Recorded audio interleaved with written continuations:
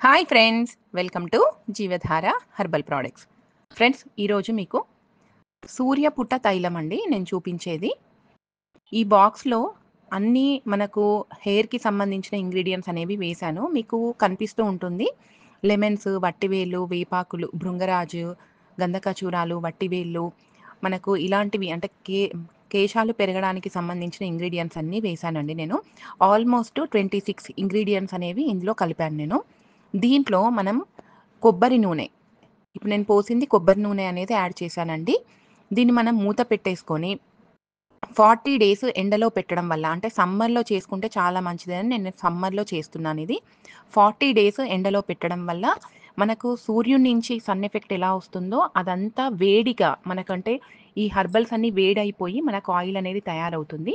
40 days తర్వాత నేను చూపిస్తానండి ఎలా అవుతుంది అనేది. ఇప్పుడు నేనైతే ఎండలో పెట్టేస్తున్నాను. చూడండి. ఫ్రెండ్స్, 40 డేస్ తర్వాత మనకు ఆయిల్ ఎలా తయారైంది అనేది చూసేద్దాము.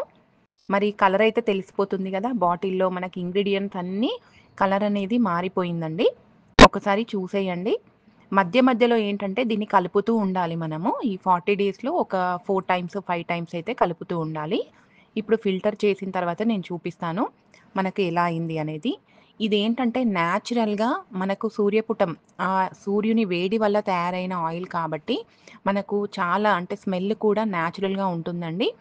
చాలా మంచిది హెయిర్‌కి. ఇది పెట్టడం వల్ల అయితే గ్రోతింగ్ అనేది చాలా బావుంటుంది. బాల్ హెడ్ ఉన్న వాళ్ళకి ఈ బాల్ హెడ్ అనేది తగ్గిపోయి, బట్టతల అనేది పోయి హెయిర్ అనేది వస్తుందండి.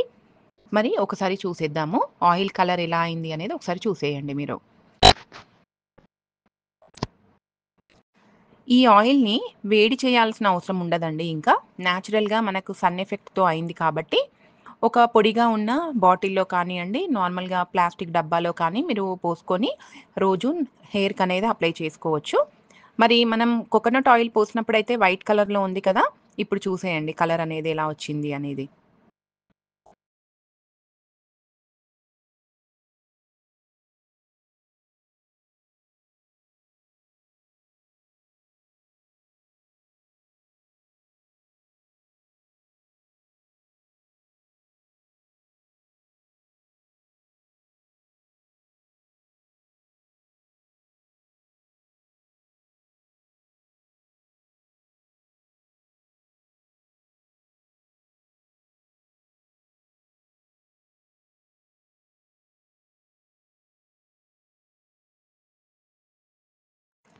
మనకు ఈ ఆయిల్ మొత్తం పోసిన తర్వాత ఖాళీ ఇంగ్రీడియెంట్స్ మిగులుతాయి కదా! అందులో కూడా మీరు కోకోనట్ ఆయిల్ అనేది పోసుకొని మళ్ళీ ఒక 40 డేస్ నార్మల్‌గా ఎండలో పెట్టండి. అంటే మనకు సమ్మర్ లేకున్నా కూడా నార్మల్‌గా పెట్టండి మీరు.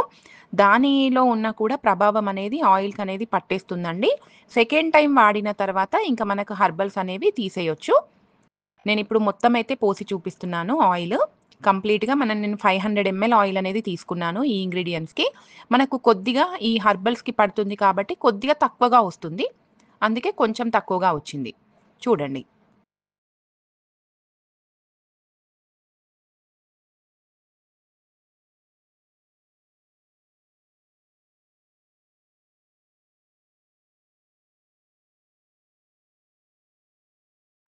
ప్రతిరోజు మనకు ఈ కుదుళ్ళకు, జుట్టు కుదుళ్ళకు అప్లై చేసుకొని, మీరు మాక్సిమం ఉంచాలి అనుకుంటే ఉంచేసుకోండండి.